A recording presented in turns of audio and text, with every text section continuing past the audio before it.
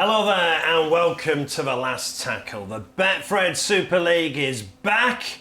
We're on the road to Wembley and St Helens are the world champions. Congratulations, St Helens, World Club Champions in 2023.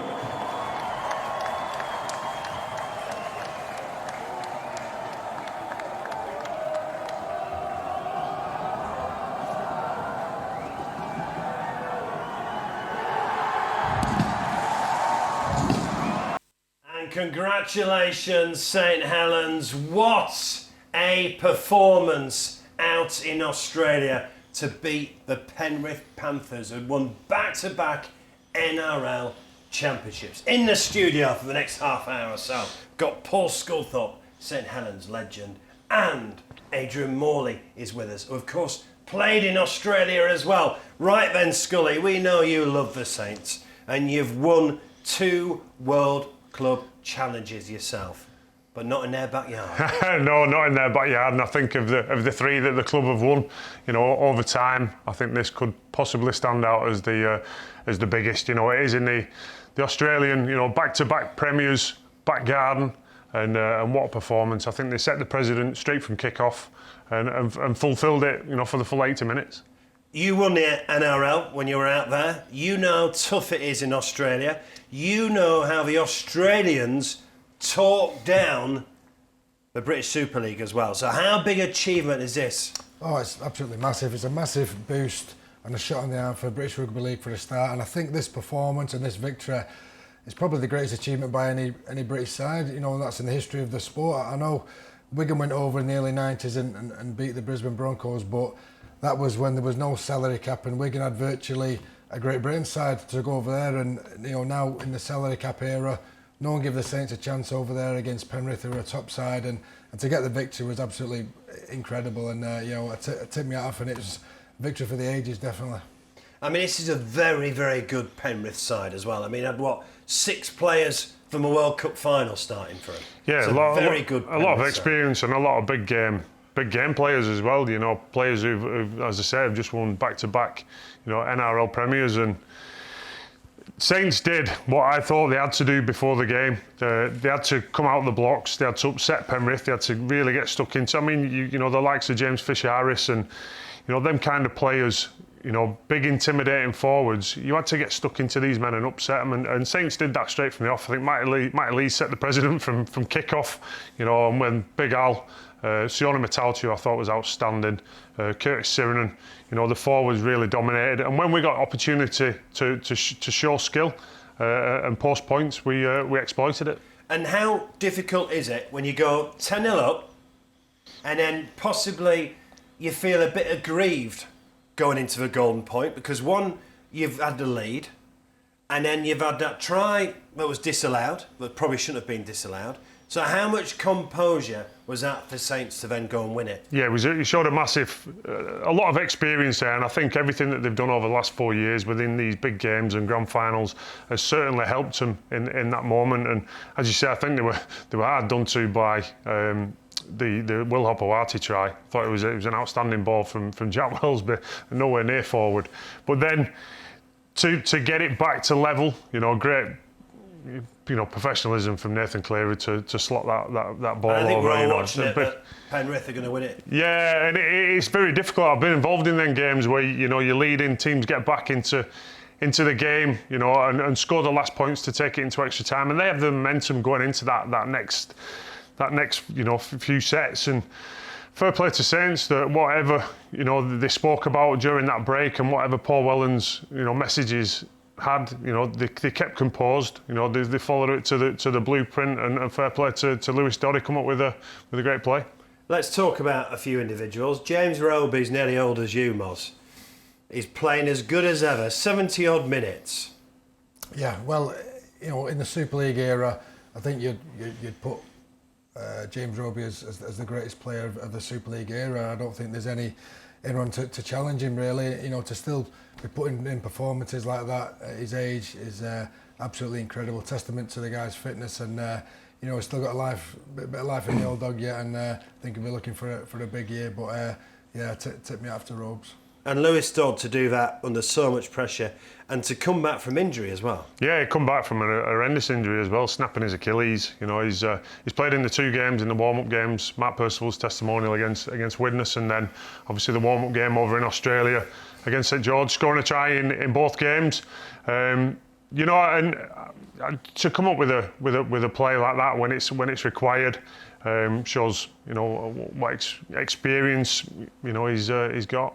And talking about coming back from injury, it was great to see Alex Walmsley. It was, yeah. I mean, it was England's loss, you know, big Alex being injured in the World Cup. But in my opinion, he's the best front rower in the Super League, and he needed a big game, and he did stand up, and I thought he was absolutely outstanding. So he'll be looking for a big game, big year now for the Saints, and hopefully get back to in the England squad. But I'm sure he'll be doing that. Well, it's been a long journey back for the Saints players, but we caught up with Alex Walmsley. Yeah, look, first and foremost, you know, we were, you know, very proud of what we've achieved. Look, I think going into it, we kind of, especially in the media, we sort of downplayed a lot of it in terms of, you know, what it would mean, you know, what we was capable of. Look, we went in as heavy, not favourite. They went in as heavy favourites, and rightly so. You know, obviously you'll know on Betfred what the actual odds were. I think we might have been 7 or 8 to 1. You know, and look, we're not here to kind of discredit any of those odds. You know, we knew the task at hand was massive, but we had so much belief going into that game.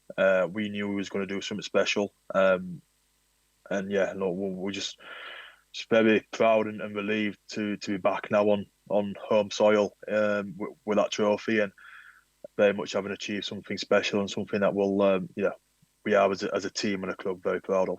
I think, you know, about 10-15 minutes prior to that, for me, Will Hopewati has a perfectly eligible try ruled out, which probably puts the game to bed anyway. So, you know, we had to deal with that, and then obviously the try in the last minute, and well, that was a crushing blow. You know, it was a tough moment in terms of where we, you know, the game, and you know, 79 minutes into to be gone from being 60 seconds away from being World Cup champions to then being drawing heading into extra time was obviously another mountain we had to climb. But you know, we were ready for it. You know, we just got through that last 30 seconds and then said, right, here we go. And you know, we've been in tough circumstances before, and you know, the one, I suppose, glory that we've had for the last 4 or 5 years is we know how to win big games, and we know when it's big moments, we know how to make sure that we're on the right end of them. And that was just another circumstance what we found ourselves in. But I think that's probably what the key was, just staying calm and just sticking to our principles and our processes. And we knew we needed one chance, you know, and we got that opportunity fairly early on. And you know, thankfully, Lewis Dodd done us the glory and got it over. Well, congrats to Alex Walmsley and all the Saints players and staff. It is a wonderful an achievement. Right then, Moz. They've won the grand final the last 4 years. They're now world champions. So, where do you put this Saints side? Well, I think, I've just mentioned before, I think that's the greatest achievement by an English side of any era, to go down under. We know how strong the NRL is. We know how strong the Penrith team is, and to beat them in their own backyard with the travel involved, the weather, all these different obstacles in front of him to get the win. So fantastic victory. I think this is the best Saints side certainly of the Super League era anyway. Very early on in the season, come on, we'll let you wax lyrical about Saints. Come on, wait. Look, you won it 4 times. You won 2 World Cup challenges. You were man of the match in 2007. When you beat the Brisbane Broncos. How do you rate this Saints side now? I mean, they're the benchmark, aren't they? Yeah, of course they are. They are the benchmark, and that's not a daft statement, is it? When they've won 4 times back to back, you know, Super League champions. And how you rate eras is a difficult one. How you rate players against players. You know, players can only play against what they're against. And you know, there's people in the era of the 70s who'll say the 70s team was the best. You know, our era of 2001, 2016, which was a great side. Which was a great side. But you know, you look at the current team, and you know, they've done everything in front of them, you know, to be as successful as they can, and come up against, you know, one of the best teams, you know, the best team in the last 2 years in the NRL, and putting a winning performance. And how chuffed are you for your mate Paul Wellens? Yeah, made up. I was on the phone with Wello last night. You know, he's buzzing. You know, what a way to start your coaching career as well. You know, a head coaching career, 1 from 1, and at a World Club Challenge. But it's no surprise, and you know, knowing Paul as a person and as a coach, you know, he was 100% the right man for the job. You know, he served his apprenticeship, and you know, I spent a day with him, you know, in and around, you know, the training camp a few weeks back, and just to see him in action, you know, with the players, the respect he's got, his knowledge of the game, and being the person that he is everything that a top head coach would be.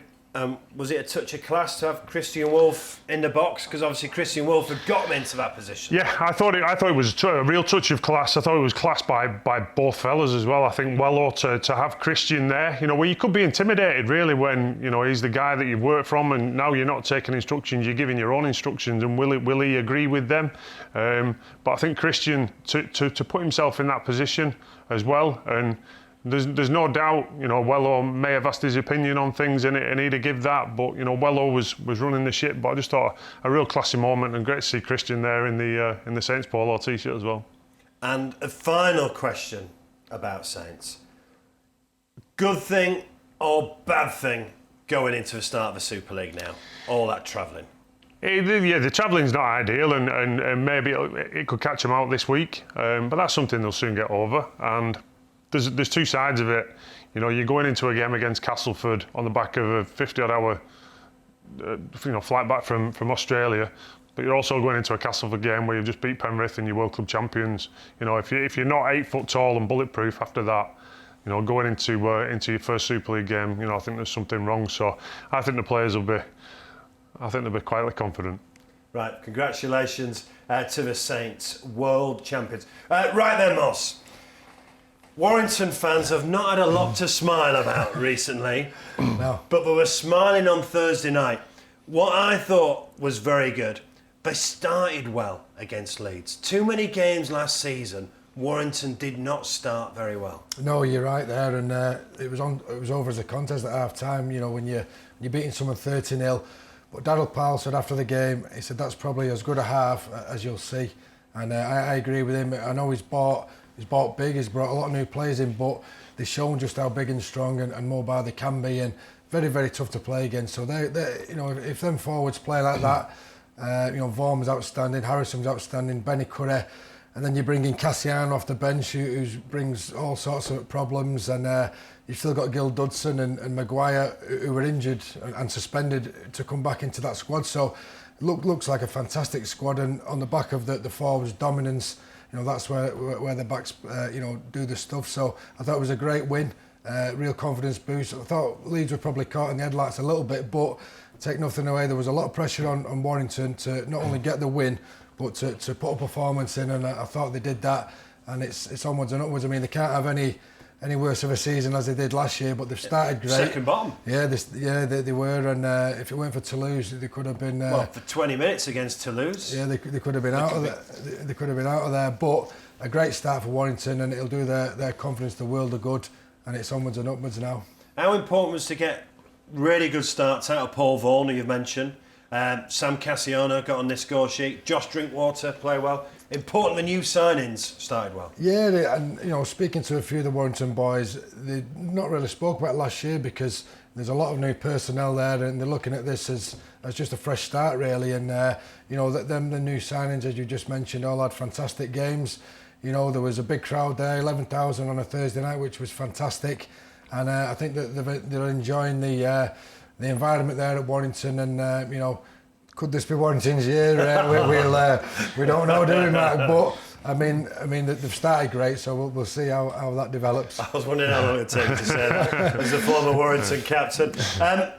We interviewed Daryl Powell, didn't we, at the pre-season launch? And look, I don't want to be offensive or anything like that. You could tell he felt the pressure, didn't he? You could feel the pressure going into the start of this season. But they've taken a lot of pressure off by doing a good, entertaining win at home. Yeah, it will. Yeah, it looked like a broken man, didn't it, at the end of the year, and obviously that pressure was still on his head, you know, going into this game. You want to start the season with a good win, but also a good performance. And I thought it was a completely different outlook of Warrington. I thought they looked super fit.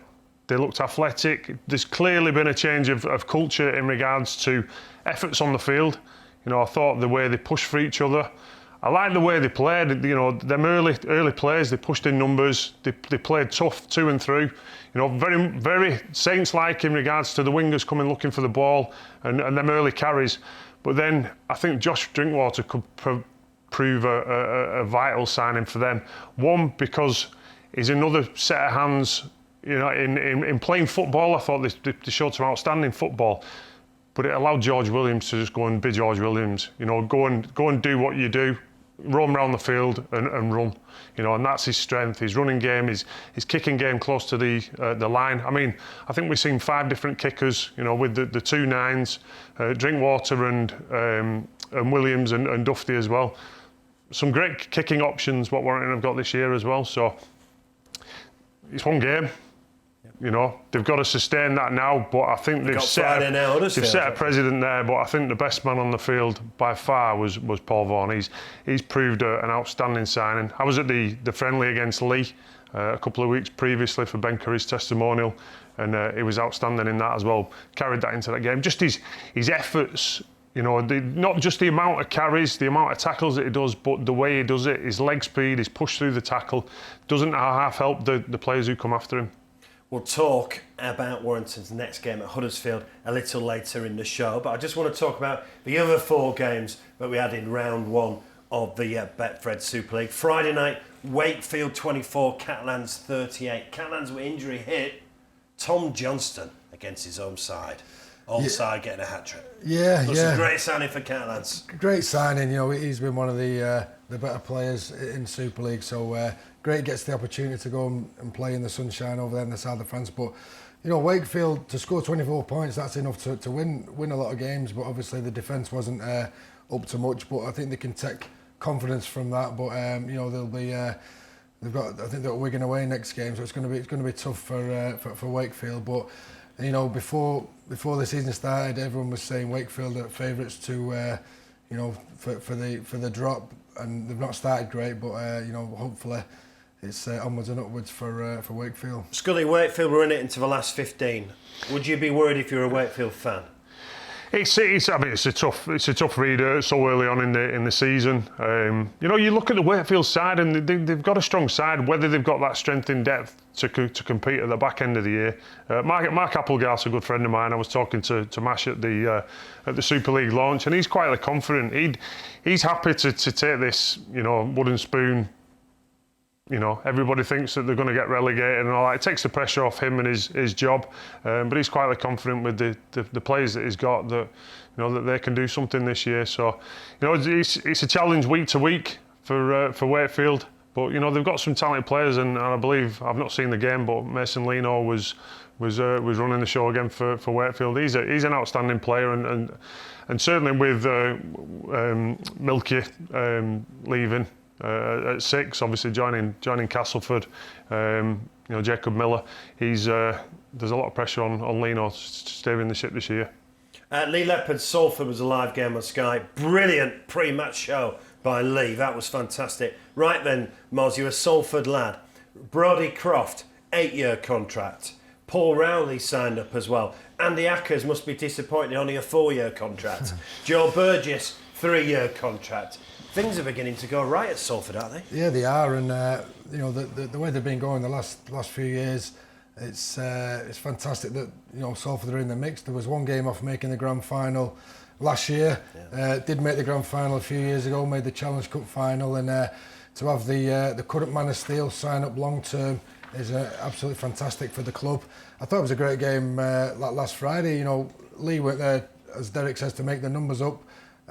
credit to Derek Bowman as well. I thought it was a fantastic show. Rugby League's all about razzmatazz on the pitch, and he got it right off the pitch as well. Thought it was a great game. You know, he's assembled a great squad there. It'll take a few games for him to get the combinations, but I think they're going to trouble a few teams as well. But it looks good for Salford, as you say. Quite a settled squad, signed up for long term, and they're just going about the business.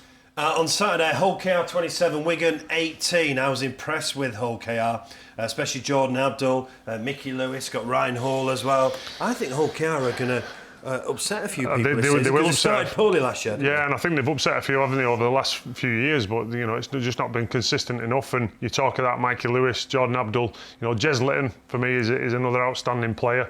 You know, they've got a real good squad there at Hull KR, and it's no surprise that they turned Wigan over. It's a tough place to go, but Mike Pete will be bitterly disappointed with that Wigan performance. Certainly the defence. You know, he prides himself, doesn't he, on defence at Wigan, and I thought they were poor in a lot of the defensive time. That was probably the result of the round, really. You know, Wigan always one of the favourites for Super League, and they love starting this season well. And you know, Scully said it's a tough place to go, but I think with the new coach there at Hull KR, it could have been a really tricky game. But to get the win, I thought it was great.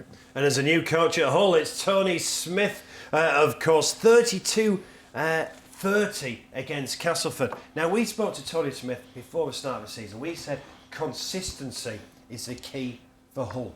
And it looked great. I know they got the win, but he's got to be a bit worried about that defence, hasn't he? Yeah, you've got to be, for 32 points to 6 up against Cass and then finish 32-30. I'm sure he's a bit greyer than he was, a couple of weeks ago. And Tony, funny when we interviewed him, didn't we, Mark? And Tony spoke about one of the biggest things is changing the culture and that mentality of Hull FC. They are a big club. They've been known as a big club, but they're massive underachievers. I think he'll be disappointed with that. They've got the win, but I think he'll be disappointed with the performance and just that lapse in concentration, clearly, to let 24 unanswered points in at the second half. Well, that's round one of the Betfred Super League. I'll tell you what, Tex Hoy for Hull FC looks a very, very good signing. Right, we have got some more live rugby league for you this week on the Sportsman. It's back to the Challenge Cup. It's round two. It's Hull Dockers versus the Midland Hurricane. And we saw the Midland Hurricanes last week beat Cornwall 40-60 in League One. So that is live and exclusive on the Sportsman. It's round two of the Challenge Cup. Because here on the Sportsman, we're going to bring you at least 20 live games this season. You're watching the Sportsman Rugby League, the home of Betfred Super League Online. Tune in to Last Tackle every Wednesday at 6 o'clock.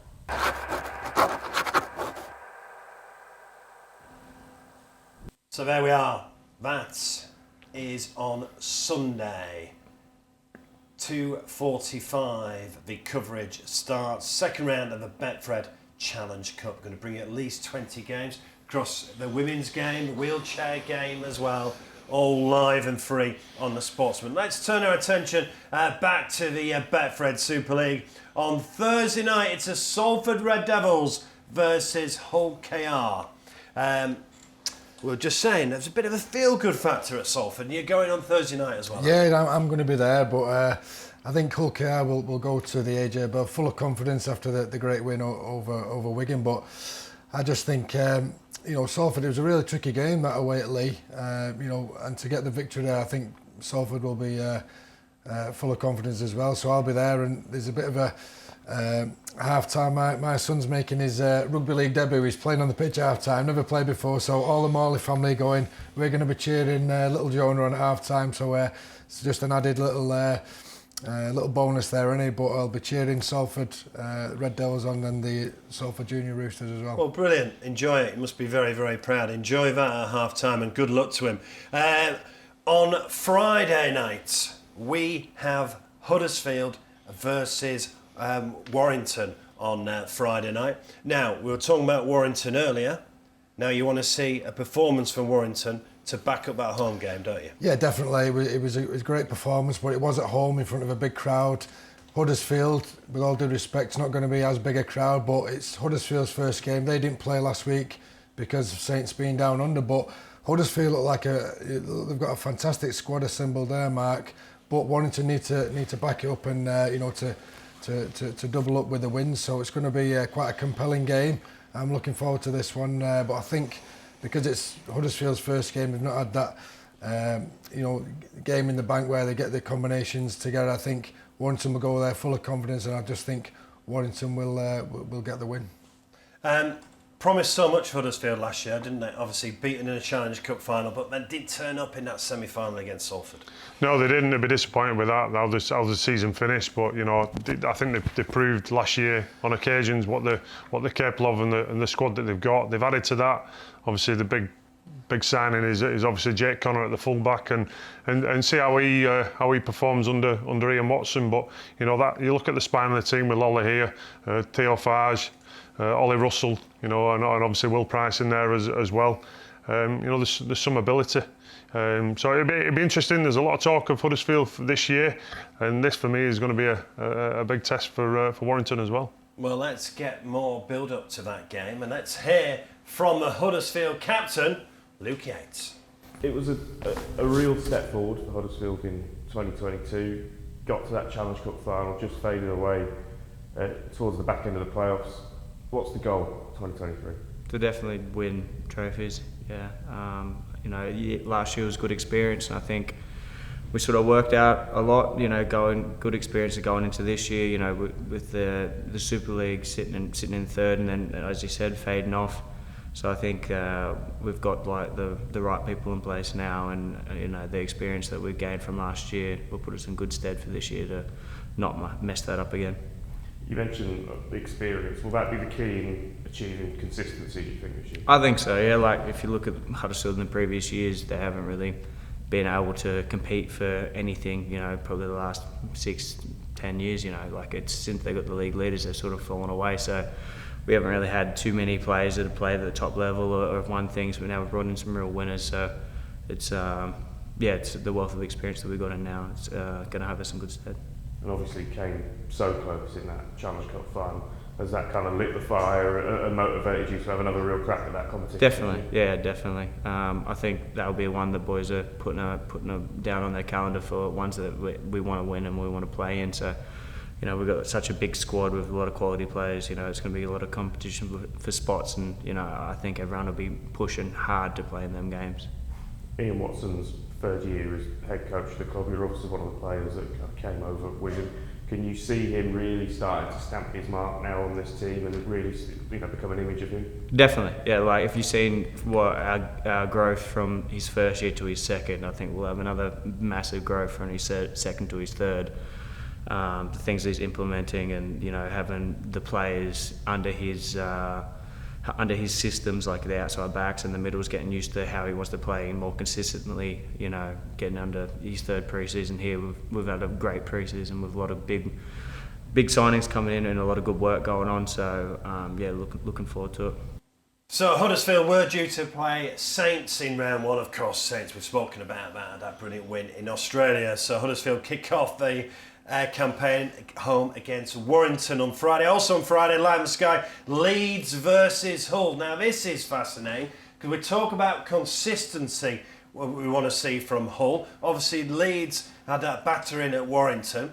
Last season, Hull battered Leeds, and I don't think Richard Agar lasted much longer after that game. They won 31-8. Could see the same again if Leeds turn out a performance that they did on Thursday. I thought they were dreadful. There's a lot of talk been spoke of Leeds, contending for trophies this year. It's going to have to change their performances from that what they showed.